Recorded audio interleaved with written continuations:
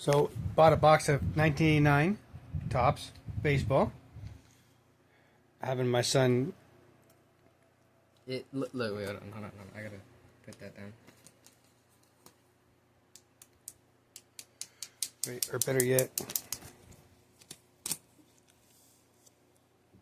It cracks. It's not good. It's just good. It's just not. I feel like this is bad. Like, I feel like this isn't good for me. wait.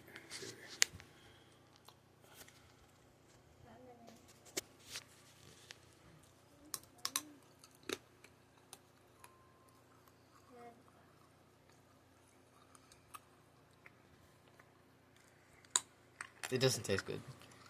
I'm not crunching this.